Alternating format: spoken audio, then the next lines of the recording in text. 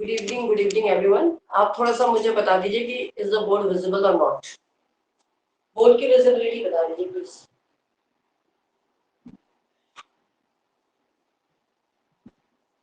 ठीक है, बोर्ड की विजिबिलिटी बता दीजिए प्लीज। ओके ओके फाइन, कल थोड़ा सा क्लास नहीं ले पाए, आज मैं आपकी क्लास लेते हैं। ठीक है, तो सबसे पहले मैं स्टार्ट करती हूँ। हम एक नया वर्क स्टार्ट कर रहे हैं ड्रामा का, उसका नाम है राइडर्स टू द सी। पहले इसको लिख लेते हैं, फिर मैं उसको एक्सप्लेन भी करूंगी आपको। First we will do that. तो हेडिंग डाल लीजिए राइडर्स टू द सी।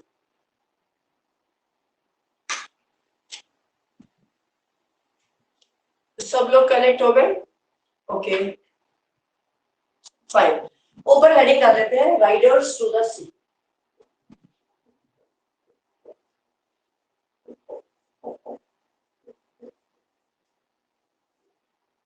ये जो वर्क है, साउंड भी बता दीजिए please. Good evening everyone, good evening. अब क्लास स्टार्ट कर लेते हैं बिकॉज कल भी क्लास नहीं हो पाई थी, है ना। चलो सभी को गुड इवनिंग। चलो स्टार्ट करते हैं। राइडर्स टू द सी एक ड्रामा का एक वर्क है जो किसने लिखा है? जे.एम. शिंजे ने। किसके द्वारा लिखा गया है? जे.एम. Synge, SYNGE, Synge. लिख लीजिए, बोर्ड वगैरह विजिबिलिटी भी बता दीजिए। ठीक है, जे.एम. सिंज, SYNGE, सिंज है। अब एक्चुअली ये कौन थे? ये एक इरिश राइटर थे। ये एक इरिश के राइटर थे, इरिश राइटर थे ये। ठीक है, दूसरा इसको मैं थोड़ा सा नक्शा में बता दूं कि W.B. येट्स जो है, good evening everyone, good evening. Yes, सब क्लियर है मैम? ओके फाइन, ठीक है, दैट्स ग्रेट। देखिए, ये किसने इनको, ये जो पहले तो जे.एम. सिंच का पूरा पूरा नाम क्या है?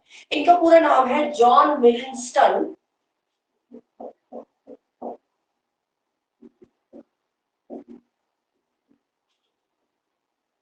सिंच। ये इनका पूरा नाम है, एग्जाम में पूछा नहीं जाता पर आपको पता होना चाहिए। ठीक है, नेक्स्ट चलते हैं। इसमें इनको कौन प्रेरित करता है कि तुम राइडर्स टू द सी लिखो? इनको कौन प्रेरित करता है? जे.एम. सिंच को। कौन बोलता है कि राइडर्स टू द सी लिखो? तो ये W.B. येट्स कहते हैं। कौन कहते हैं इनको? W.B. येट्स says John Williamson Jinge to write Riders to the Sea। ये कहते हैं इनको कि तुम ये लिखो। ये लिखो नहीं बोलते, पर वो कहते हैं, इनको एक तरीके से कहते हैं कि भाई तुम छुट्टी, वो एक्चुअली वेकेशन मनाने जाते हैं।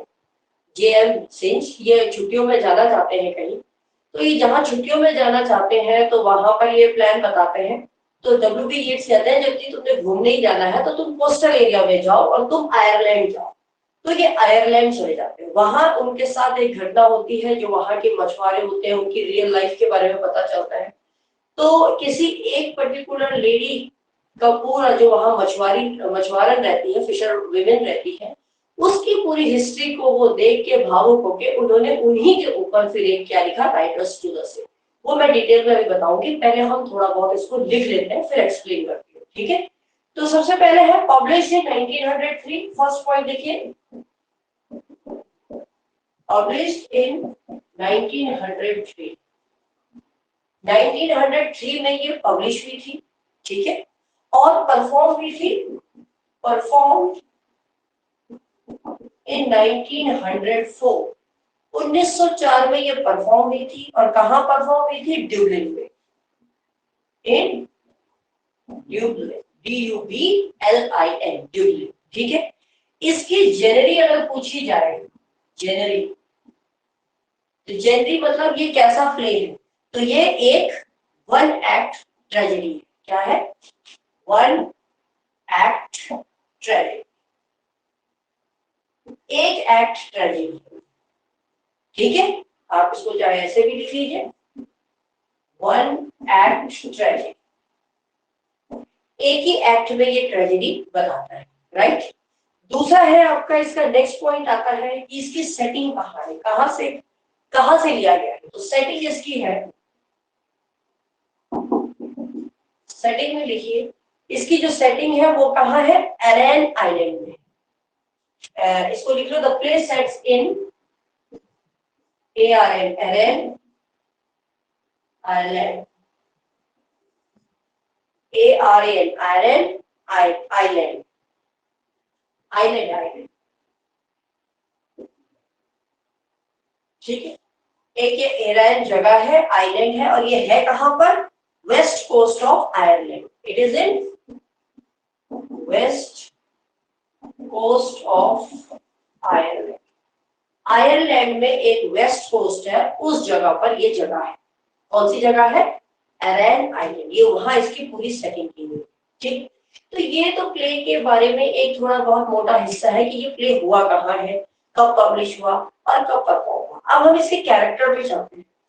तो ये लिख लिया, तो शैल आई रब दिस। हम इसके कैरेक्टर्स की अगर बात करें,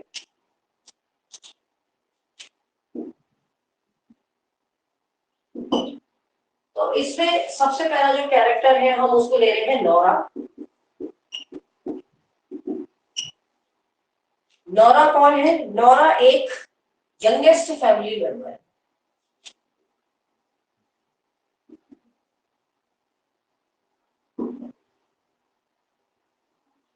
यंगेस्ट फैमिली मेंबर, ठीक है। दूसरी आती है कैथरीन।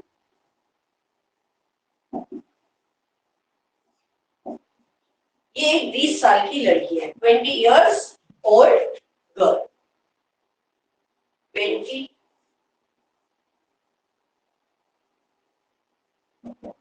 20 साल की है, क्या है ये, लड़की है। नेक्स्ट आता है माइकल।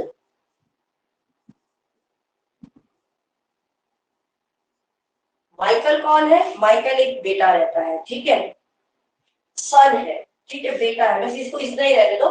लेकिन ये यहाँ पर एक सिटी का नाम मैं बता रही हूँ, तो वहां पर आपको पता चल जाएगा, तो एक जगह का नाम लिख लो, फिर मैं समझाऊंगी। Donegal town, in Donegal town, ठीक है, in Donegal town my dead body of Michael is scene.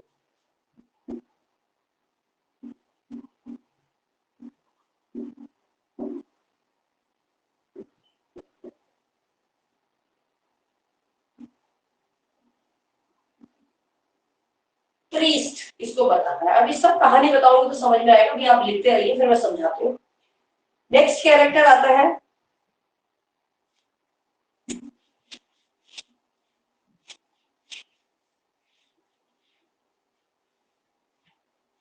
Next character है मौर्य। फोर्थ कैरेक्टर है मौर्य। मौर्य कौन सी कैरेक्टर है, मौर्य क्या है, एक मदर है, किसकी, नोरा, मदर ऑफ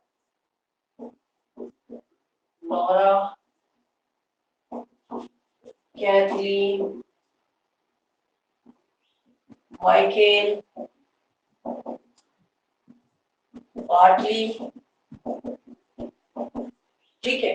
ये चार के नाम इसलिए डिस्कस करे हैं क्योंकि ये चार के नाम क्या है, मदर है, right, correct. She is the mother of Nora, Catherine, Michael, Bartley. अभी बार्टली के बारे में और भी इसके बेटे हैं, मैं दिखाऊंगी। तो अभी तो जो हम पढ़ रहे हैं, जिनके बारे में, जिनको इसमें दिखाया गया है कुछ करते हुए, तो उन कैरेक्टर्स के बारे में हम डिस्कस कर रहे हैं। तो नेक्स्ट कैरेक्टर क्योंकि बार्टली है चौथा पांचवा, तो बार्टली को बता देते हैं। बार्टली इनका सबसे छोटा बेटा रहता है, तो लास्ट या फिर sixth son of Maurya, last या सिक्स्थ सन ऑफ मौर्य।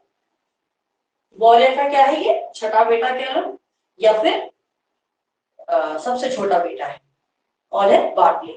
अभी इनके और भी चार बेटे हैं, एक्चुअली ये टोटल 8 भाई बहन करते हैं, ठीक है, अभी लिखवाओगे। अब इसमें ये होता है एक टाउन के बारे में जिक्र है, तो वो थोड़ा सा लिख लीजिए आप।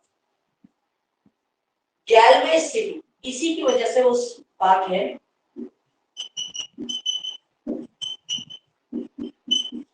गैलवे सिटी एक सिटी है जहां पर क्या लगता है, मेला लगता है, जहां पर फेयर, मेला लगता है और बाटली अपने घोड़े को बेचने जाता है।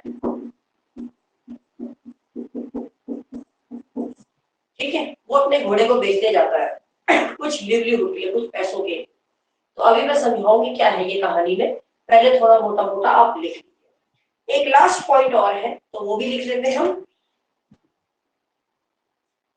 मैंने ये स्टोरी रीड की है आज। दैट्स ग्रेट, दैट्स ग्रेट, अच्छी बात है।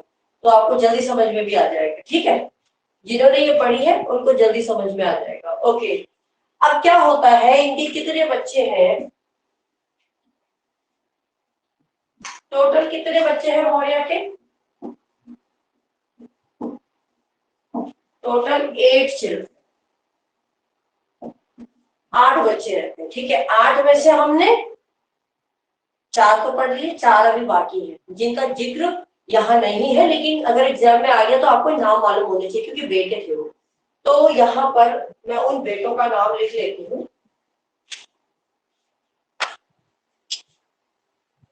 8 बच्चों को हम इस तरीके से कर लेते हैं।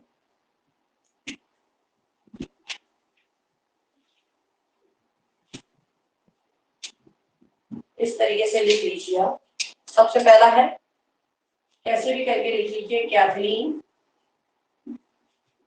नोरा, 1 2 3 में आप लिख सकते हैं, ये दोनों तो क्या है, ये दोनों बेटियां हैं, डॉटर। ठीक है, उसके बाद आ गया आपका बाटली, फिर आपका आ गया शॉन, SHAWN, शॉन। फिर उसके बाद आ गया आपका सीमस,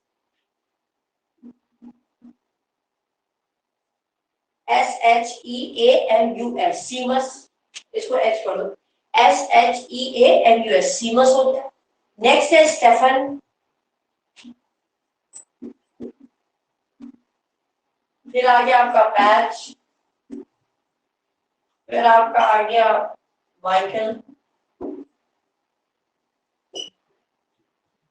3 4 5 6 7 8, तो टोटल इसके 8 बच्चे रहते हैं, जिसमें कि ये 6 क्या है, बेटे हैं, ये उसके क्या है, सन, जिसमें से ये स्टेफन, पैच और शॉन ये तो पहले ही मर चुके हैं।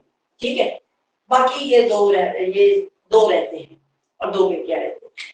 तो अब मैं इनकी कहानी को, स्टोरी को बता रही हूँ, आप थोड़ा ध्यान से सुनिएगा। ठीक है, इतना तो मैंने बता दिया। 1903 में ये कंपोज हुई, पब्लिश हुई और परफॉर्म 1904 में भी एरन आइलैंड में हुई थी, जो कि कहाँ पर है, आयरलैंड के वेस्ट कोस्ट में।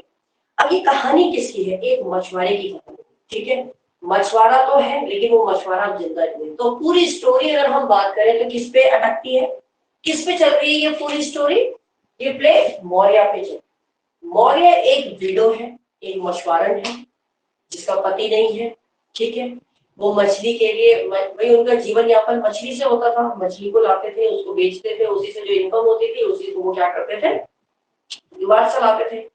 लेकिन होता क्या है, एक टाइम पे जब उसका पति मछुआरे का काम करता है तो वो समुद्र में डूब जाता है और उसकी मृत्यु हो जाती है। फिर उसके जो बेटे रहते हैं, 4 बेटे, जो जिनका नाम यहाँ जिक्र भी किया है, वो 4 बेटे भी ऐसे ही जाते हैं मच्छी पकड़ने और एक एक करके वो लोग भी मर जाते हैं। तो बाकी बचे उसके कितने बेटे हैं, 2 बेटे और 2 बेटियां। ठीक है, अब 2 बेटे और 2 बेटियां हैं। तो सीन जब हम बोले तो सीन स्टार्ट कहां से होता है, सीन स्टार्ट इस तरीके से होता है कि नोरा और कैथरीन आपस में बात कर रहे होते हैं, तभी कोई एक आके उनको एक कपड़े का पोटली दे देते हैं, पकड़ा देते हैं। तो वे दोनों के दोनों क्या करते हैं, उस पोटली को किचन में ले जाते हैं, वो खोलने लगते हैं, लेकिन तब तक उसकी माँ आ जाती है। तो वो उसको वैसे ही रख देते हैं, अंदर छिपा देते हैं। उनको संदेह तो होता है लेकिन वो छिपा देते हैं। लेकिन जब तक उसकी माँ थोड़ा बाहर जाती है तभी किसका फोन आ जाता है, प्रीस्ट का आ जाता है। प्रीस्ट कौन है, पुजारी है। ठीक, अब पुजारी यहाँ फोन क्यों करता है, वो नोरा को फोन करता है और मतलब नोरा को संदेश भिजवाता है कि भाई माइकल की जो डेड बॉडी है वो कहाँ मिली है। मैंने एक टाउन लिखवाया था, आपको जगह लिखवाई थी, उसका नाम था डोनेगल टाउन। डोनेगल अगर आपने लिखा है तो वो है डोनेगल टाउन। वो पुजारी बोलता है कि डोनेगल टाउन में माइकल की डेड बॉडी मिली। अब नोरा और कैथरीन आपस में बात करते हैं। उनको ये रहता है कि भाई माँ ने तो ऑलरेडी इतने बच्चों का, अपने बेटों का दुख देखा है, अगर एक बेटे के बारे में और पता चलेगा तो वो और ज्यादा निराश हो जाएगी, दुखी हो जाएगी। तो वो ये बात अपनी माँ को नहीं बताते और वो क्या करते हैं, अब वो पोटली खोलते हैं। उसकी माँ थोड़ा बाहर जाती है तो वो पोटली खोलते हैं। तो वो जब पोटली खोलते हैं तो उसमें माइकल के कपड़े दिखते हैं। तो माइकल के जब कपड़े दिखते हैं तो उसका वो पहचान कर लेती है कि भाई ये तो मेरे ही हाथों से बुना हुआ कढ़ाई का एक कपड़ा है जो मैंने माइकल को दिया था, उसकी बहन। तो वो कंफर्म हो जाता है कि भाई अब माइकल जीवित नहीं। ठीक है, यहाँ तक कहानी समझ में आ गई। तो माइकल जीवित नहीं है, यहाँ तक उन्हें कहानी समझ में आती है। अब इधर बाटली जो है, माइकल तो गया, ठीक है, अब बाटली रहता है, एक बेटा इनका, अब ये बचा हुआ है बाटली। अब बाटली क्या करता है कि बाटली अपनी माँ से बोलता है, बहनों से बोलता है कि भाई अब हमें घर में खर्चे के लिए हमें पैसा चाहिए। तो वो क्या करता है, वो कहता है कि मैं अपने एक घोड़े को बेच के आऊंगा और उस पैसों से हम अपना खर्चा चलाएंगे। तो बेचने के लिए कौन से सिटी में जाता है, गैलवे सिटी में। गैलवे सिटी में जाता है। गैलवे सिटी में एक मेला लगता है और उस मेले में वो एनिमल्स वगैरह होता है ना, बेचते हैं, तब उससे पैसा ले लेते हैं। तो वो सोचता है कि भाई मैं यहाँ चला जाता हूँ तो मैं कम से कम ये बेच के मेरे पास पैसे आ जाएंगे, हमारा घर का खर्चा चल जाएगा। तो वो अपनी बहन को बोलता है कि भाई मेरे जो और भी जो उन्होंने शेपर्ड रखे हुए हैं तो उनका तुम ख्याल रखना, मैं जब तक आता हूँ। तो वो कहती है ठीक है। इधर माँ को पता चलता है कि बाटली जा रहा है, क्योंकि जाना तो समुद्र के थ्रू ही पड़ता है। अब उसकी माँ के दिमाग में इतना खौफ रहता है कि वो बेटों को, इतने बेटों को और अपने पति को खो चुकी है, तो उसको ऐसा लगता है यही मेरा आखिर, यही मेरा बेटा है, अब ये भी चला जाएगा, पता नहीं ये वापस आएगा कि नहीं। उसके मन में एक डर बैठा रहता है, तो वो बाटली को मना करती है।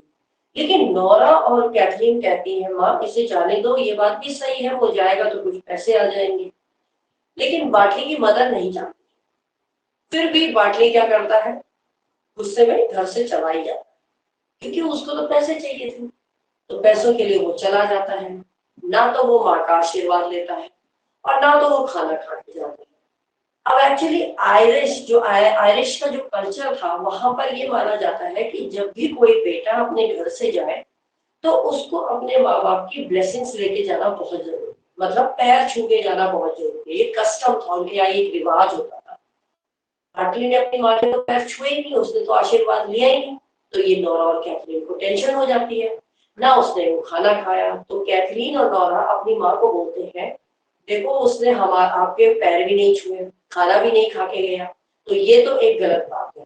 तो आप चाहे कुछ भी हो जाए, आप ये उसको खाना वहां तक पहुंचा दो और जाते वक्त उसको अपना आशीर्वाद भी दे दो। तो कहते जो मौर्या होती है, उसकी माँ होती है, वो डर जाती है। तो वो कहती है ठीक है, तो वो भाग के उसके पीछे तक जाती है। जब वो पीछे तक जाती है तो वो फिर जब वापस घर लौटती है तो वो बहुत ही डरी और सहमी भी नजर आती है। तो कैथरीन और वो, क्योंकि उस समय तक कैथरीन और नोरा वो कपड़े कुपड़े सब देके कंफर्म हो गया कि हमारा भाई तो मर चुका है। अब वो जब माँ घर आती है तो वो माँ का डरा हुआ चेहरा, बिल्कुल डरी हुई सी, सहमी हुई सी दिखाई देती है। तो वो लोग पूछते हैं कि माँ क्या हो गया, तुम इतना क्यों डर रही हो, क्या तुमने अपने बेटे को आशीर्वाद दिया, खाना दिया। तो वो कहती है मैंने नहीं दिया। तो वो बोलते हैं क्यों। वो कहती है क्योंकि मैंने बाटली के घोड़े के बगल में माइकल को देखा। कहने का मतलब है मैंने माइकल का भूत देखा। तो माँ को ये कंफर्म हो गया कि माइकल इज नो मोर। वो डर गए। तो वो देखती है कि माइकल एक घोड़े में बैठा हुआ है और बाटली भी उसके साथ जा रहा है। तो वो ये लगा लेती है अनुमान कि अब बाटली भी जिंदा नहीं रहेगा। ठीक है, तो अब जैसे तैसे वो लोग कहते हैं कोई बात नहीं माँ, माइकल की फिर वो कहानी बता देते हैं कि माइकल अब जिंदा नहीं है। जब उसको उनको पता चल जाता है माँ को भूत ही दिखी अब माइकल का, तो इसका मतलब तो क्लियर है कि माँ को पता चल गया है कि भाई Michael is no more in this life, ठीक है ना। तो वो क्या करते हैं, अब लग जाते हैं भाई उसके अंतिम संस्कार के लिए, फ्यूनरल के लिए। तो वो उसकी तैयारी में लगे रहते हैं। जब वो उसकी तैयारी में लगे रहते हैं, थोड़े ही देर बाद ये पता चलता है कि बाटली को, जो घोड़े पे जो माँ ने जो घोड़ा देखा था, जो घोड़ा पे माइकल बैठा था, वो ही घोड़ा बाटली के घोड़े को किक देके बाटली को क्या कर देता है, समुद्र में गिरा। तो कहने का मतलब है माइकल ही के घोड़े के द्वारा वो नीचे समुद्र में जाता है और वो वहां ही मर जाता है और उसकी डेड बॉडी मिल जाती है। तो वो बेचारे तो अंतिम संस्कार माइकल का करने के लिए जाते हैं, लेकिन तभी क्या होता है, ये खबर आती है कि बाटली भी अब जीवित नहीं है। तो माँ और वो लोग सोचते हैं अब इसके साथ साथ इसका भी क्रियाक्रम करना पड़ेगा। लेकिन माँ जब माँ उस समय सुनती है तो माँ अफसोस नहीं मनाती, माँ संतुष्ट हो जाती है। जो मौर्य है, जो लेडी है, जब उसको ये खबर हो जाती है कि अब बाटली भी नहीं रहा, तो वो एक तरीके से संतुष्ट हो जाती है और वो दोनों की एक साथ अंतिम संस्कार की तैयारी करते हैं। तो कहीं ना कहीं ये देखा जाता है कि वो क्यों इतनी संतुष्ट हुई, क्योंकि उसको अब लगा कि अब मेरे पास खोने के लिए कुछ भी नहीं, मैंने जो खोना था वो मैंने सब खो लिया। तो खोने का मतलब ये था कि मौर्य की कहानी में जो ट्रेजेडी थी वो इस प्रकार थी कि सारे मर्द उसके घर के एक एक करके मर जाते, तो अब कोई मर्द उसके घर में कोई बचा ही नहीं मेल। तो इसलिए अब वो सिक्योर हो गई, उसे लगा अब तो मेरे पास होने के लिए कुछ बचा ही नहीं है, तो इसलिए वो अब उसका अंतिम संस्कार कर देती है। बस ये कहानी इतनी सी है, इसमें कुछ ज्यादा नहीं है, यही इसकी एक नटशेल में ये पूरी स्टोरी। तो इसको लिखने की जरूरत नहीं है, इससे रिलेटेड हम एमसीक्यूज करेंगे तो आपको बहुत क्लियरली आ जाएगा कि क्वेश्चन पूछने के तरीके क्या होते हैं।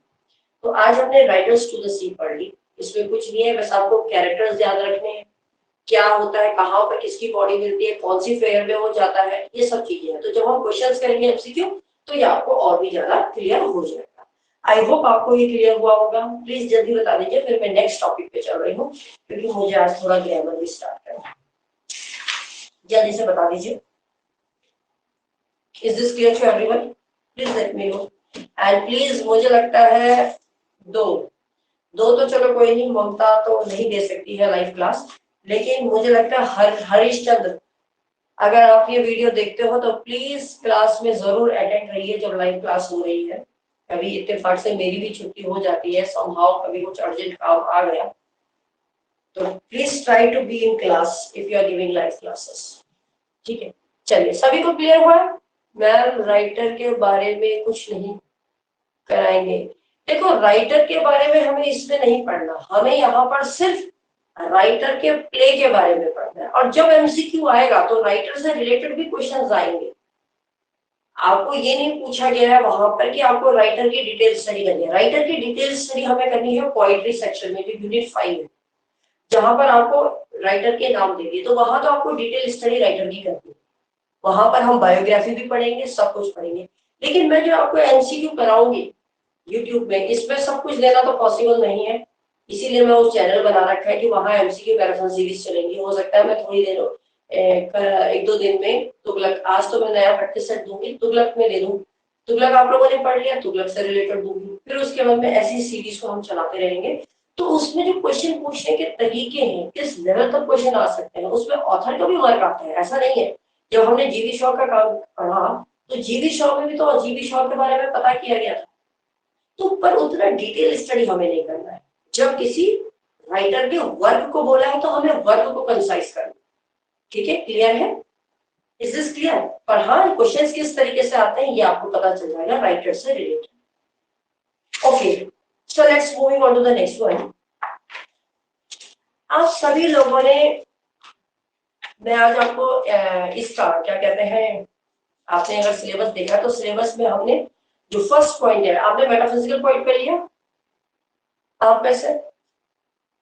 तुगलक का, हाँ, तुगलक का एमसीक्यू डालूंगी, आज तो नहीं, आज मैं कोई दूसरा प्रैक्टिस सेट डालूंगी, कल डालूंगी तुगलक पे।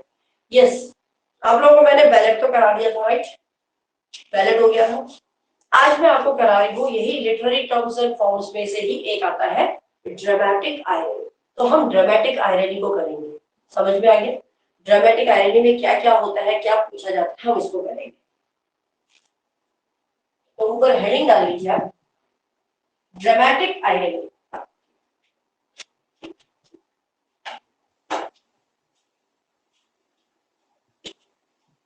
आयरनी तो सभी लोग जानते हैं आयरनी क्या है, ये हम फिगर ऑफ स्पीच में भी पढ़ चुके हैं।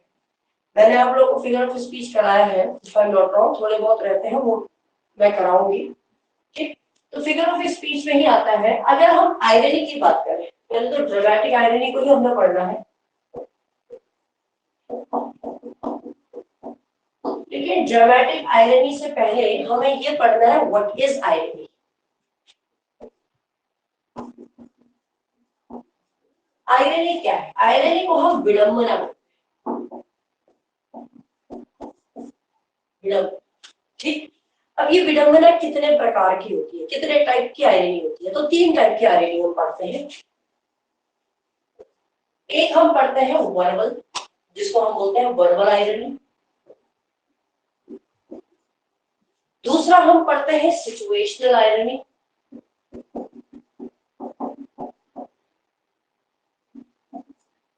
Situational irony. और तीसरी हम पढ़ते हैं ये ड्रामेटिक, जो कोर्स में आपके है। तीसरी है ड्रामेटिक आयरनी। आयरनी 3 टाइप की है, वर्बल, सिचुएशनल परिस्थिति के अनुसार, और ड्रामेटिक ड्रामा के अनुसार। अब वर्बल जो हम आमतौर पे बोलते हैं, अब एक्चुअली क्या है, इसका मतलब क्या है? जैसे मैं आपको एक उदाहरण से समझाऊं, ये वाली वर्बल की अगर मैं बात करूं, जैसे आप में से जैसे कोई भी इंसान अगर डॉक्टर के पास गया, ठीक है, तो डॉक्टर के पास गया, पेशेंट गया, सपोज अपना दांत निकालने गया या कुछ भी करने गया, डॉक्टर के पास गया, बट कोई उसका पेनफुल जॉब था, उसको कष्ट होने वाला था, मतलब कोई तकलीफ में है, बुखार में वो गया, कुछ इंजेक्शन लगा, कुछ भी हुआ, तो घर आने के बाद उसको कोई उसका दोस्त ही पूछ ले कि डॉक्टर के पास गए कैसा लगा, क्या तुम्हें दर्द हुआ, उसने ये पूछा क्या तुम्हें दर्द हुआ, तो वो इंसान जो डॉक्टर के पास से आ रहा है और सपोज इंजेक्शन लगा के आ रहा है, बुखार में जा रहा है, और वो बोलते नहीं मुझे तो बहुत मजा आया, तो ये संभव नहीं है, ये बिल्कुल उल्टा है। ये बोलने में इतना अच्छा लग रहा है, लेकिन एक्चुअल में उसको दर्द तो हुआ होगा। ये तो सोचने वाली बात है, जब इंसान कोई बीमार है, उसको प्रॉब्लम हो रही है, तकलीफ है, उससे खड़ा नहीं हुआ जा रहा, और डॉक्टर के पास जाके उसको इंजेक्ट किया जा रहा है, पेनफुल है, सपोज किसी की सर्जरी है, दर्द हो रहा है, तो वो आके ये थोड़ा ना बोलेगा मुझे तो डॉक्टर के पास जाके बड़ा मजा आया, ऐसा तो होगा नहीं। तो ऐसी सिचुएशन में जहां इंसान ये ढोंग करे कि नहीं बिल्कुल ऑपोजिट हुआ, तो उसको हम कहते हैं वर्बल आयरनी। क्लियर है? इसको लिखने की जरूरत नहीं है, सिर्फ अंडरस्टैंड कर लो। ठीक, वो विडंबना जो हम आमतौर पे यूज करते हैं। दूसरी है सिचुएशन। सिचुएशनल का मतलब है परिस्थिति के अनुसार। आपने एग्जाम्पल जैसे मैं बोलूं तो आपने ओ हेनरी गिफ्ट ऑफ मैजाई पढ़ी होगी। इस गिफ्ट ऑफ मैजाई में एक्चुअली ये सिचुएशनल आयरनी बनी। कैसे? एक्चुअली गिफ्ट ऑफ मैजाई में मैजाई के बाल बहुत सुंदर रहते हैं, बहुत प्यारे रहते हैं, और इधर उसका हस्बैंड है, उसके हस्बैंड के पास एक घड़ी रहती है, रिस्ट वॉच रहती है, लेकिन उसकी उसमें चेन नहीं हुई, तो वो पहन नहीं पाता। अब जो मैजाई है उसको लगता है, क्योंकि she loves her husband a lot, तो उसको लगता है कि भाई मुझे इस बेचारे के पास उस घड़ी पे पहनने के लिए चेन नहीं है, तो मैं इसके लिए चेन लेके आऊं मार्केट जाकर। अब उसके पास पैसे तो रहते नहीं है, तो वो क्या सोचती है कि चलो भाई मैं अपने ये जो मेरे कीमती बाल हैं इन्हीं को वो कटवा देती है, और इनको बेच के वो अपने हस्बैंड के लिए रिस्ट वॉच की क्या ले आती है, चेन ले आती है। ठीक है, ये वो सोच के जाती है कि और वो कर भी देती है। अब उधर दूसरी तरफ जिस हस्बैंड के लिए वो चेन लेने जाती है घड़ी, उसका हस्बैंड सोचता है चल छोड़, मेरे पास तो ये घड़ी है, इसकी चेन तो है नहीं, मैंने इसका क्या करना, कम से कम मैजाई के पास तो इतने सुंदर बाल है, मैं उसके लिए एक कंघी ले जाता हूँ, इसको बेच। तो दोनों अपनी कीमती चीजों को बेच दिया कि अब वो घर आए। तो ये एक्सेप्शनल मतलब अनएक्सपेक्टेड सिचुएशन, उन्होंने सोचा भी नहीं था कि वो जो कोम किसके लिए ले जा रहा है, जिसके अब बाल ही नहीं रहे, और वो चेन किसके लिए खरीद के लिए, अब जब उसके पास घड़ी नहीं है। तो दोनों की यहाँ जो अनएक्सपेक्टेड सिचुएशन होती है, जिसे हम कहते हैं अनएक्सपेक्टेड सिचुएशन, वो परिस्थिति, उस परिस्थिति में कोई विडंबना हो जाए तो उसको हम बोलते हैं situational irony. I hope this is clear to everyone. Now moving on to the dramatic irony. अब ड्रामेटिक आयरनी क्या है? ड्रामेटिक आयरनी को आप ऐसे समझ सकते हैं जैसे कि आप एक मूवी देख रहे हैं। जब हम मूवी देखते हैं तो हम जब मूवी देख रहे होते हैं तो हमें हर एक कैरेक्टर के बारे में पता होता है और हमें इतना आइडिया लग जाता है मूवी देखते देखते कि अब सपोज एग्जाम्पल से समझते हैं, जैसे कोई विलन है, वो किसी हीरो या हीरोइन के लिए कोई नेगेटिव जाल बिछा रहा है, मारने का जाल बिछा रहा है, कुछ भी कर रहा है। तो स्टोरी में तो ऐसा दिखाया जाता है कि भाई जो कैरेक्टर है उस कैरेक्टर को नहीं मालूम मेरे साथ आगे क्या होगा, लेकिन हम जो ऑडियंस है या जो डायरेक्टर है जिसने उस मूवी को बनाया वो जानता है कि आगे क्या होने वाला है। और हम दर्शक भी उस चीज को जानते हैं मूवी में आगे क्या होने वाला है। जैसे सपोज कोई किसी को हीरो को चाकू मार दे, विलन, अब हम मूवी देख रहे हैं, हम कह रहे हैं यहाँ क्यों आया, इसके बाद तो इसकी ये गुंडे के कहने पे आ गया, अब इसकी मृत्यु होगी, हम यहाँ से बोल रहे हैं इसको नहीं आना चाहिए। दैट मीन्स हमें चाहे कोई भी डर हो, या जरूरी नहीं है डर की ही बात हो, खुशी मजाक की भी बात हो सकती है, हंसी की भी बात हो सकती है, लेकिन हमें उस चीज का पता पहले चल जाता है कैरेक्टर से पहले। कैरेक्टर जो कैरेक्टर उसको प्ले कर रहा है उसको इस चीज का मालूम नहीं है कि मेरे साथ क्या होगा, लेकिन हमें सब पता रहता है ऑडियंस या रीडर्स को। तो उसको हम कहते हैं ड्रामेटिक आयरनी। यहाँ तक क्लियर हुआ कि नहीं? फिर मैं इसको लिखाती हूँ, जल्दी से बता दीजिए, फिर मैं इसकी डेफिनेशन वगैरह लिखाते हैं। जल्दी बताइए, is this clear to everyone? Text करके बता दीजिए सभी लोग, तो थोड़ा सा क्लियर भी हो जाएगा। I hope it is clear to everyone. Okay okay fine, सभी लोगों को है क्लियर? ठीक है, अब हम चलते हैं ड्रामेटिक आयरनी को थोड़ा सा लिख लेते हैं। शीला वगैरह सबको आ रहा है समझ में? ठीक है मैम, आयरनी यस। देखिए, इट इन्वॉल्व्स अ सिचुएशन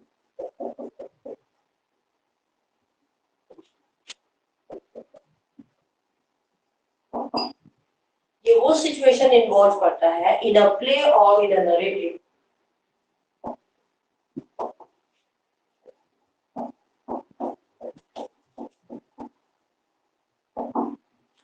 बाकी लोग जितने हैं, अर्चना लोगों ने तो बता दिया, प्रदीप है, विपिन है, ऋचा है, मोनिका है, कांति है, रेखा, सभी लोगों का रेस्पॉन्स आना चाहिए। देखिए, विडंबना मीन्स, विडंबना क्या है? विडंबना का मतलब होता है आश्चर्यजनक चीज, जो अनयूजुअल हो। अनयूजुअल होता नहीं है ऐसा, ये तो भाई अनोखी चीज हो गई। जो चीज रेगुलर ना हो, जो चीज हम सोच भी नहीं सकते, वो चीज हो जाए तो उसको हम विडंबना कहते हैं। हाँ ठीक है, आप लोग भी रेस्पॉन्स देते रहिए। ठीक है, चलिए नेक्स्ट चलते हैं। तो it involves a situation in a play or in a narrative. ठीक है,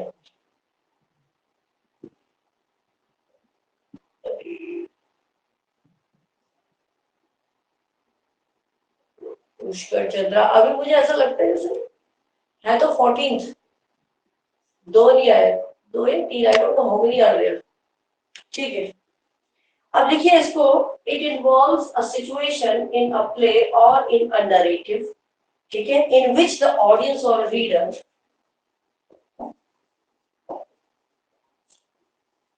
in which the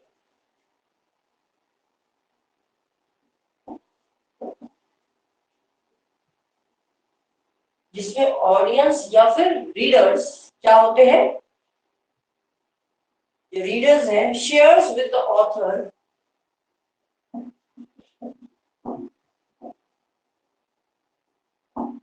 ऑथर्स के साथ क्या शेयर कर रहे होते हैं? Knowledge of present or future.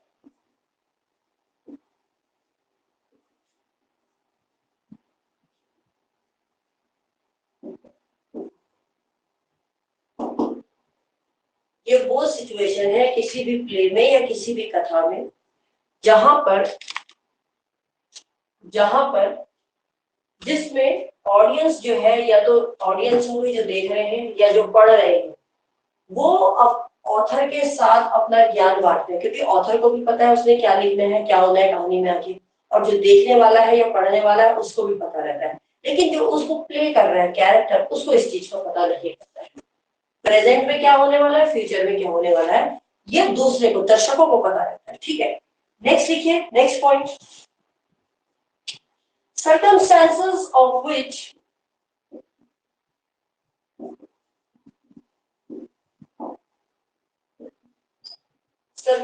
of which a character is ignorant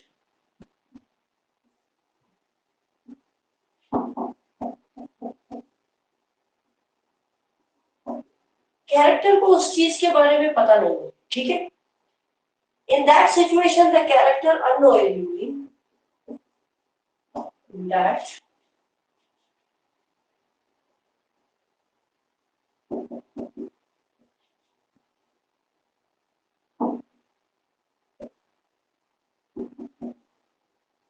character क्या करता है, unknowingly acts in a way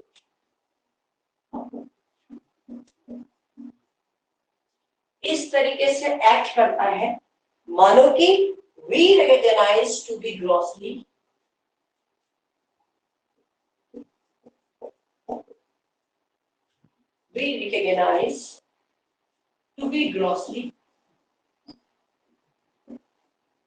grossly का मतलब अभी लिखवा देते हैं, अत्यंत,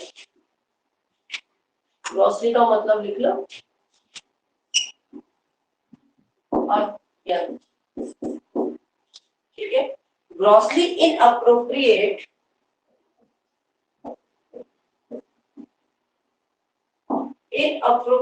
का मतलब होता है अनुचित,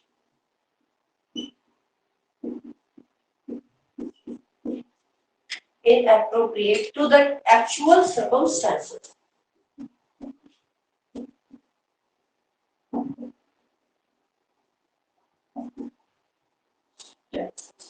देखो वही वाली बात आ गई कि कुछ परिस्थितियां ऐसी होती जिसमें कैरेक्टर को कुछ नहीं पता क्या होने वाला है, और उस सिचुएशन में कैरेक्टर बिना जान, उसको नॉलेज नहीं है तो वो बिना अननोइंगली, मतलब ना जानते हुए वो इस तरीके से काम कर लेता है जिसमें हमको लगता है कि ये इसके लिए बड़ा ही अनुचित है, अत्यंत अनुचित है ये इस परिस्थिति में। जैसे अगर किसी का विलन मर्डर कर रहा है तो ये क्यों गया विलन मर्डर कर देगा, ये समय सही नहीं है, इसको नहीं जाना चाहिए था, या हम लोग सोच रहे हैं। लेकिन वो जो कैरेक्टर उस समय जा रहा है उसको इस चीज के बारे में पता नहीं है, वो ही ड्रामेटिक आए। अब मैं आपको इसका उदाहरण लिटरेचर के फील्ड में दूं, तो लिटरेचर के फील्ड में हम मैकबेथ में इस चीज को देख सकते हैं। एग्जाम्पल मैकबेथ, देखिए मैकबेथ आपने थोड़ी बहुत तो पढ़ी है, शायद मैंने पढ़ाई की नहीं पढ़ाई तो पढ़ा देंगे। मैकबेथ में क्या होता है, जो टाइटल है मैकबेथ, वो डंकन की हत्या करता है। ये डंकन की हत्या करता है, ये मैकबेथ को पता है, हमको पता है जो हम पढ़ रहे हैं, ऑडियंस को पता है, लेकिन डंकन को बिल्कुल नहीं पता कि ये जो मेरा इतना भला और सगा बन रहा है यही मेरे लिए मृत्यु, यही मेरी मृत्यु का कारण है, उसको नहीं पता।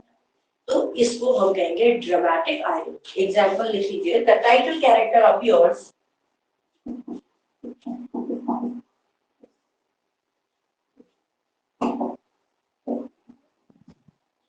टाइटल कैरेक्टर है, ये appears to be the loyal, to be loyal.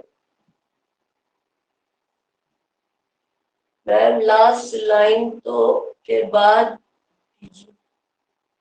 Last line ये वाला, ये कहता है ना to be grossly inappropriate to the actual circumstances, कि कहने का मतलब है ग्रॉसली का मतलब होता है अत्यंत, इनअप्रोप्रिएट का मतलब होता है अनुचित, और एक्चुअल मतलब वास्तविक, सर्कमस्टेंसेस का मतलब होता है परिस्थिति। कहने का मतलब है, उदाहरण से अगर मैं बोलूं कि सपोज कोई विलेन किसी हीरो का या किसी का भी मर्डर कर रहा है और उसको पता नहीं है, तो हम जब देखते हैं हम कहते हैं अरे यहाँ क्यों आया, तो इसका मर्डर हो जाएगा, इसको यहाँ नहीं आना चाहिए था। हम as a audience, as a reader इस चीज को जानते हैं। तो वो कहता है ना कि वो यहाँ आ गया, अब उसके लिए ये अत्यंत अनुचित समय है। किसके लिए, जो वहां पर कैरेक्टर आ गए।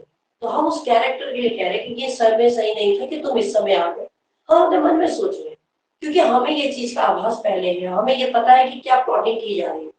लेकिन कैरेक्टर जो उसको प्ले कर रहा है वो तो ऐसे ही दिखाएगा ना, ड्रामा में ऐसे ही होता है कि हमें पता नहीं हमारे साथ आगे क्या हो। समझ में आ गया? हाँ, तो इसमें क्या है, द टाइटल कैरेक्टर जो है, टाइटल मतलब मैकबेथ खुद जो कैरेक्टर है वो बड़ा लॉयल बन रहा है किसके लिए? डंकन के लिए। ठीक है, लॉयल टू डंकन। आप पढ़े होंगे, आपने देखा होगा कि डंकन को बोलता है कि मैं आपके लिए, आपकी सेवा में सब कुछ बिछा दूंगा, आपके परिवार के लिए सेवा करूंगा, आपके बच्चों की सेवा करूंगा, सबकी सेवा करूंगा, आपकी सेवा के लिए तो मेरी जान भी हाजिर है, वो ये बात बोलता है। लेकिन बाद में उसका ही मन पलट जाता है और वो क्या करता है, वो डंकन की ही हत्या करने को मजबूर हो जाता है। उसको लगता है इसी की हत्या करने के बाद मैं राजगद्दी पे बैठूंगा। तो ये एक ड्रामेटिक आइडिया होगी, पर उसने मतलब बिल्कुल दिखाया ऐसे, हाँ वो हमको पता है कि ये ऐसा करेगा, डंकन इस पे क्यों विश्वास करता है, लेकिन डंकन को नहीं पता ना कि यही मुझे मारेगा, नहीं तो वो उसके घर क्यों आता। ठीक है, तो how ever Macbeth is actually plotting,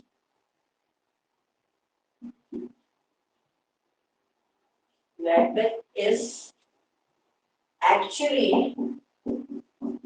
plotting. Macbeth उसके लिए क्या प्लॉट कर रहा है? एक साजिश, डंकन्स मर्डर, डंकन्स मर्डर। ठीक है, इसी के आगे लिख लीजिए, Duncan does not know this,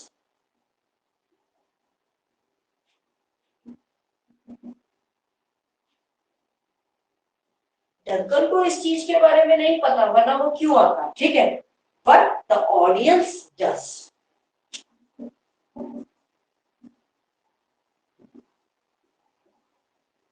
लेकिन इस चीज के बारे में ऑडियंस को पता है, जो रीडर्स हैं उन्हें इस चीज के बारे में पता है।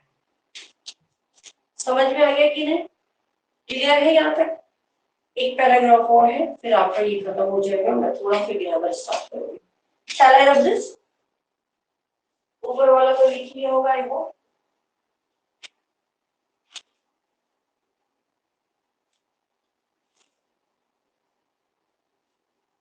देखिए, इसमें एक लाइन और लिखिए नेक्स्ट लाइन में, dramatic irony increases the audience, dramatic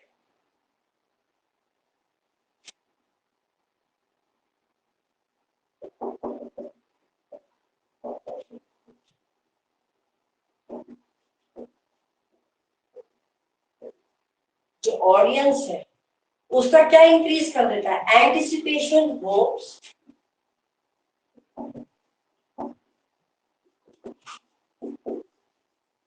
hope और fear.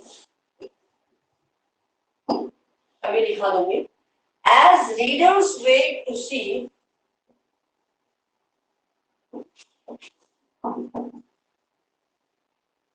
readers wait to see the main character will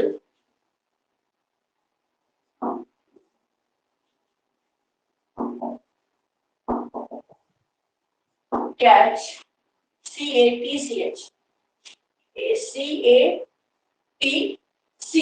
catch on, catch on एक idiom है, ठीक है, बताते हैं, suspense is building,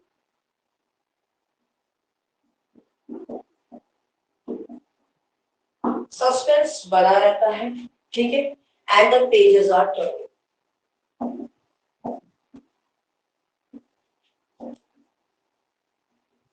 देखिए मैं समझा दूं आपको, पहले तो आपको मतलब पता होना चाहिए, एंटिसिपेशन का मतलब होता है संभावना, पॉसिबिलिटी,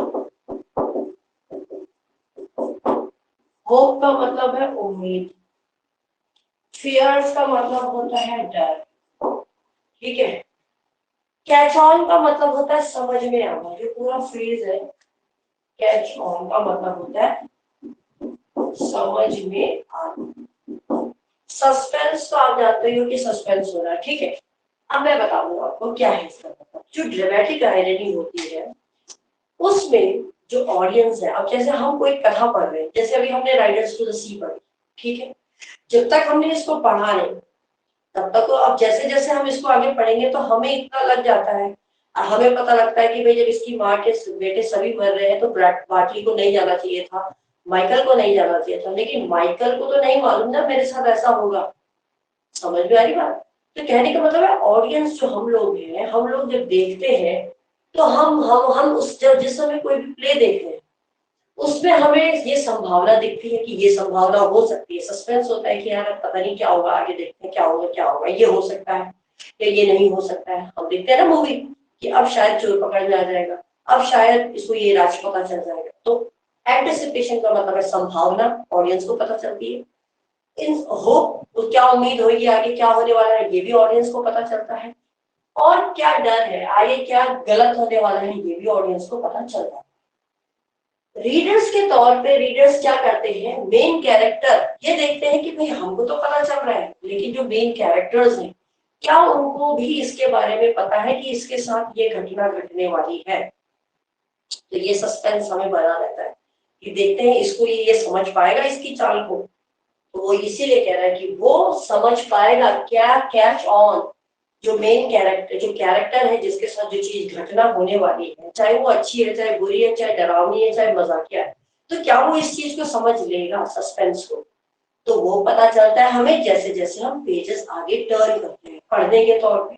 और अगर मूवी देख रहे हैं तो मूवी में जैसे जैसे सीन्स आगे बढ़ते हैं। समझ में आ गया? तो this is all about dramatic idea. Clear है सबको? बताते भी रहिए। इसके बाद मैं नाउन स्टार्ट कर रही हूँ। मैंने उस दिन आपसे आपके साथ नाउन स्टार्ट किया था थोड़ा बहुत, बताइए जरा। ओके, वेल वेल वेल, सबको समझ में आना चाहिए। ऋचा, प्रदीप, मुझे यही समझ में नहीं आ रहा, दिखाते तो 14 है लेकिन फिर एब्सेंट कौन है? 3 एब्सेंट आई थिंक, एक तो चलो कोई बात नहीं बट 2 एब्सेंट है।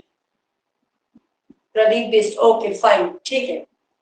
देखिए जब ग्रामर की क्लास भी चलेगी, मैंने रेगुलर बोला है आपको, तो कृपया ग्रामर की क्लास समझने के लिए लाइव होना बहुत जरूरी है। So be live when the grammar is on, everyone should be there. ठीक है, तो मैं अब स्टार्ट कर रही हूँ नाउन को। नाउन को मैंने आई होप मैंने ये तो बता दिया था आपको थोड़ा बहुत कि नाउन का मतलब होता है नाम, किसी का नाम, किसी भी व्यक्ति का नाम, किसी भी जगह का नाम, किसी भी चीज का नाम, किसी भी भावना का नाम, किसी भी कार्य का नाम। तो जहां नाम आ जाए वो क्या है? नाम। नाउन अपने आप में क्या है? नाम है, किसी का नाम। तो नेमिंग इज नाउन। ठीक है, ठीक है। नेमिंग, जो हम नेम करते हैं, किसी को नाम देते हैं, वो ही नाउन कहलाता है। अब अगर हम नाउन को डिवाइड कर लें, पता नहीं मैंने आपको करवाया कि नहीं चार्ट, आप बता भी नहीं रहे। चार्ट बनवा दिया था आपको कि नाउन कितने प्रकार के होते हैं? थोड़ी जल्दी बताइए क्योंकि फिर मैं जल्दी जल्दी करवाना चाहती हूँ। I want to complete it by today, काफी टाइम है, आज ही कंप्लीट हो जाएगा नाउन। जल्दी बताइए जरा। यस मैम, करवा दिया था, ठीक है। तो चार्ट पता है आपको, मैंने बोला था एक तरफ काउंटेबल,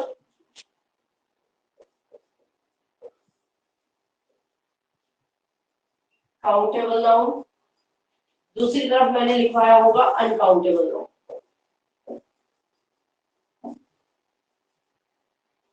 गणनीय, जिसे गिन सकते हो तो ये प्लूरल बनेगा, जिसको गिन नहीं सकते, काउंट नहीं कर सकते, इसका प्लूरल नहीं बनता। और क्वेश्चन इसी से आते हैं, प्लूरल नहीं बनता।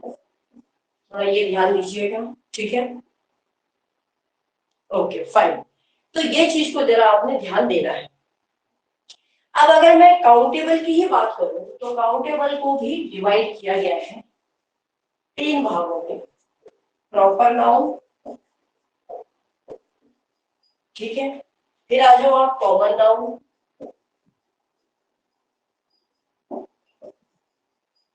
और तीसरा आ जाओ आप कलेक्टिव नाउन।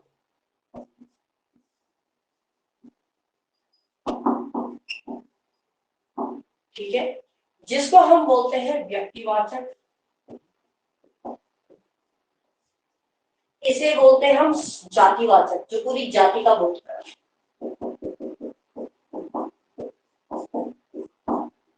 इसको हम पूरा कलेक्टिव ग्रुप, तो समूहवाचक,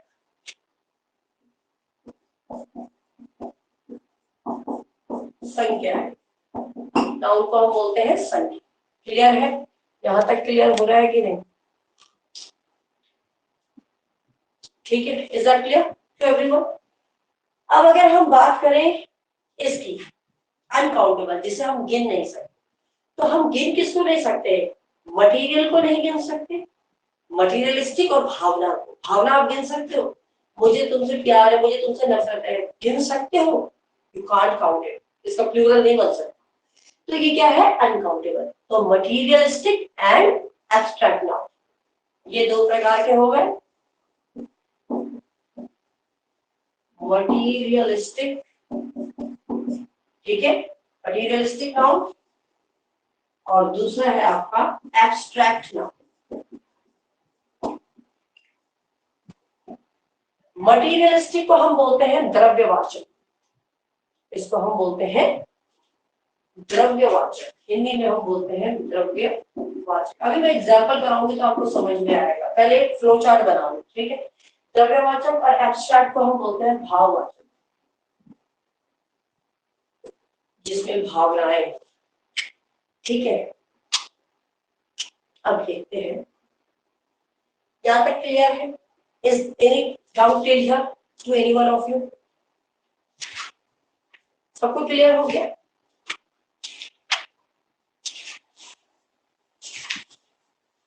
थोड़ा मुझे टेक्स्ट करके बताइए फिर मैं, क्योंकि आगे करवाऊंगी ना, तो इसलिए थोड़ा सा समझाना जरूरी है। ठीक है, क्लियर हुआ? अब थोड़ा एग्जाम्पल बताती हूँ। ओके फाइन, देखिए अब मैं थोड़ा एग्जाम्पल, प्रॉपर मतलब व्यक्तिवाचक, ठीक है? जैसे मैंने लिया गंगा,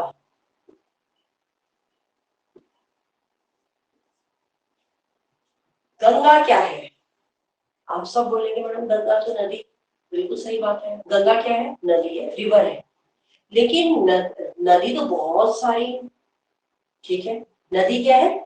बहुत सारी, लेकिन उन नदियों में से एक नदी का नाम गंगा है। तो गंगा क्या है? नाम है, एक प्रॉपर नाउन है, प्रॉपर नाम है। किसका नाम है? किसी नदी का। तो किसी नदी का एक नाउन है, नाम है, तो वो प्रॉपर नाउन है। This is your proper noun. क्यों? क्योंकि ये नदी का नाम है। थोड़ा ध्यान से समझिएगा, नदी का नाम गंगा, तो प्रॉपर नाउन, ठीक है? अब इसी गंगा को मैं अगर कॉमन में करूं तो मैं कैसे कर सकती हूँ? इसको मैंने रिवर कर दिया। अब इस रिवर में भाई गंगा भी हो सकती है, कृष्णा भी हो सकती है, गोदावरी भी हो सकती है, सो बहुत सारी नदियां हो सकती है, बहुत सारी नदियों के नाम हो सकते हैं। तो ये पूरी जाति का बोध करा, तो जो पूरी जाति का बोध कराए, दैट इज योर कॉमन, ठीक है? यदि मैं एक उदाहरण और दूं, जैसे मैं आपको किसी प्लेयर का नाम बोलूं, जैसे मैंने विराट कोहली बोल दिया, तो विराट कोहली एक प्लेयर है, खिलाड़ी है, लेकिन उतने खिलाड़ियों में से एक खिलाड़ी का नाम विराट कोहली है। तो नाम है एक प्रति व्यक्ति का, एक व्यक्ति का। तो उस जितने भी वो खेलने वाले उनमें से एक का नाम क्या है? विराट कोहली। तो वो आ गया आपका प्रॉपर नाम। Is this clear to everyone? हाँ, यदि नाम दिया है तो प्रॉपर नाम, ठीक? अब अगर मैं यहां बोलूं, यहां अगर मैं क्या बोल दूं भाई, टीम, अगर मैं यहां पर बोल दूं कि भाई क्रिकेट, मतलब टीम प्लेयर बोल दूं, तो प्लेयर क्या हो जाएगा? एक ग्रुप हो जाएगा, एक जातिवाचक होता है।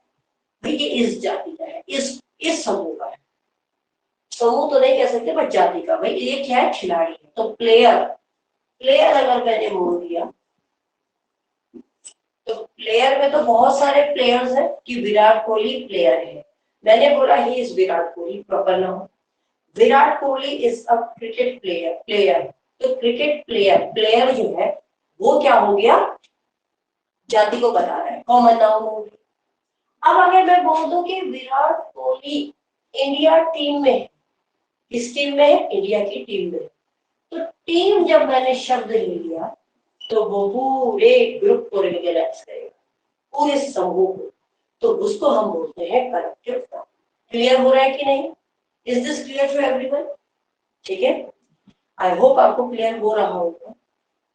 मटेरियल आपको पता है, मटेरियल जैसे गोल्ड है, सिल्वर है, वाटर है, ऑयल है, इंक है, एंड सो जितना भी द्रव्यवाचक है मटेरियल से बने, फर्नीचर है, ये सब क्या है? मटेरियलिस्टिक। ठीक। और भावात्मक में क्या हो गया? Honesty, happiness. ठीक है, ऑनेस्टी, हैप्पीनेस, सॉरो, ये सब भाव है। तो ये क्या बन गए? वो भाववाचक। आई होप क्या तक क्लियर हो गया? इतना चार्ट समझ में सबको आ गया, क्योंकि कहानी इसके आगे इसी से रिलेटेड। तो अगर आपको आ गया तो प्लीज थोड़ा मुझे बता दो। इसके बाद मैं आपको ये बताती हूँ कि हम नाउन की पहचान कैसे करेंगे। आप कैसे बोलेंगे कि ये नाउन है, कैसे पता लगाएंगे? नाउन की कुछ ट्रिक्स है जिसमें हम ये पता लगा सके कि इसे नाउन कहते हैं, ये नाउन है। तो नाउन की पहचान कैसे करेंगे, ये लिख लिया तो मैं नोट कर देती हूँ, फिर मैं आगे आपको कराती हूँ नाउन की पहचान कैसे करें। लिख लिया ये सबने? आई होप लिख लिया होगा, जल्दी से बता दीजिए।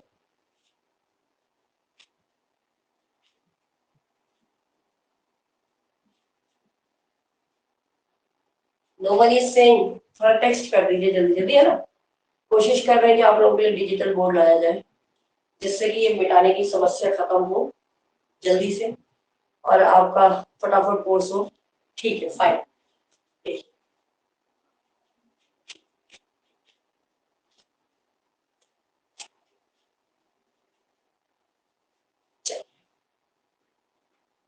ओके, अब देखिए आप, हम नाउन की पहचान कैसे करेंगे, how to identify. Okay fine fine, ठीक है। देखिए नाउन की पहचान कैसे करें, हाउ टू आइडेंटिफाई। क्वेश्चन आ गया, हाँ एग्जाम में क्वेश्चन नहीं आएगा, एग्जाम में क्वेश्चन नहीं आएगा स्पॉट द एरर। तो आपको वो देख के सेंटेंस पढ़ के पता लगाना कि अरे ये नाउन है या नहीं है, या गलती नाउन से रिलेटेड है कि नहीं है। तो वो भी मैं क्वेश्चन कराऊंगी, आपको समझ में आ जाए। तो क्वेश्चन है, सबसे पहले हम कैसे आइडेंटिफाई करें, हाउ टू आइडेंटिफाई नाउन। पहला तरीका नाउन को पहचानने का, आर्टिकल, प्रपोजिशन, ऐसे लिख रहे हैं, article, preposition, possessive, adjective.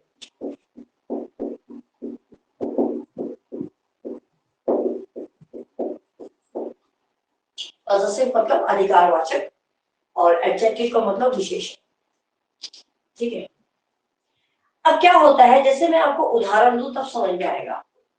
Example, जैसे मैंने बोला आर्टिकल में, he is a teacher, he is a teacher.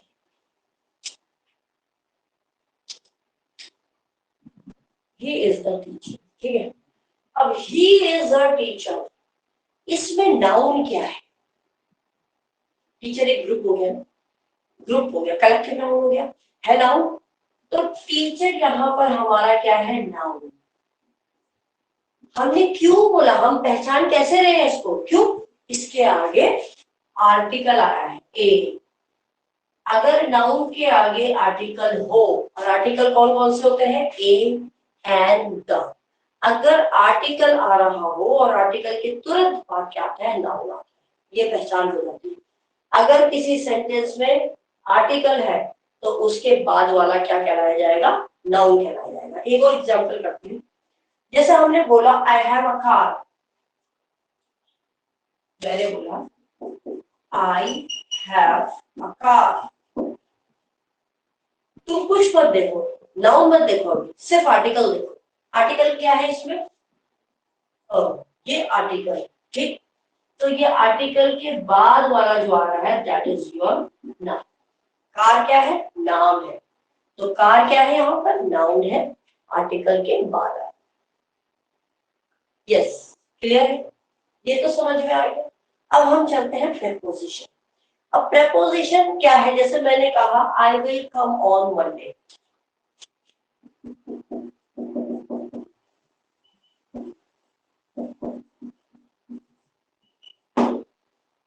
मैंने कहा I will come on Monday, मैं मंडे को आऊंगा। अब यहाँ आप देखो कि प्रेपोजिशन कहाँ है। प्रेपोजिशन आपको पता होना चाहिए, on, about, across, under, about, below, by, ये सब प्रेपोजिशन है। हाँ ठीक, हाँ बिल्कुल सही। तो जो ऑन है ये क्या है? प्रेपोजिशन। और ऑन के बाद जो आ रहा है मंडे, ये क्या है आपका? नाउन। क्यों? क्योंकि मंडे, ट्यूसडे, वेडनेसडे, थर्सडे ये क्या है? नाम है। किसके नाम है? हफ्तों के नाम। तो नाम जो भी चीज है वो क्या है? नाम। क्लियर हो गया? ऐसे एक उदाहरण और करके देख लेते हैं। जैसे मैंने बोला he is eight Jaipur,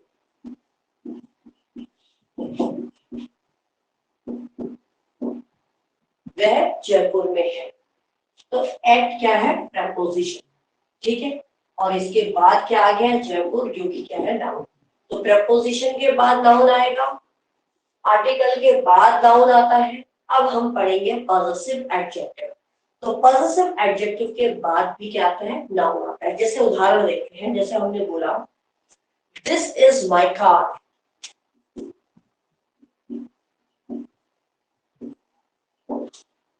this is my car. Possessive, possessive का मतलब है अधिकार, ये मेरी गाड़ी है, मेरा अधिकार है इसमें।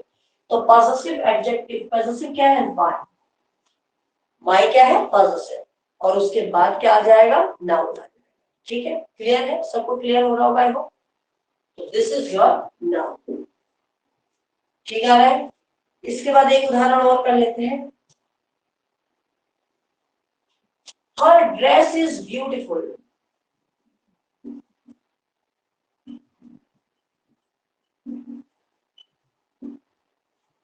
हर ड्रेस इज ब्यूटीफुल। हर, उसकी, उसकी, उसका अधिकार है उसके कपड़े पे, उसकी ड्रेस। तो हर क्या है यहाँ पर? पॉजिटिव एडजेक्टिव है।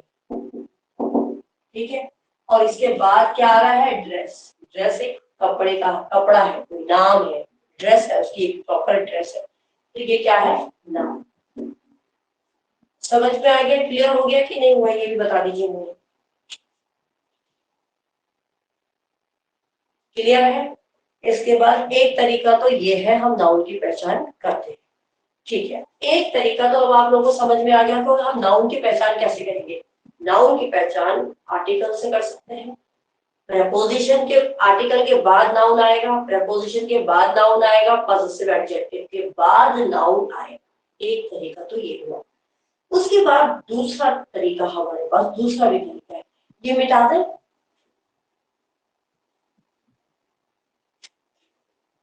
दूसरा भी तरीका है, हम नाउन को कैसे पता।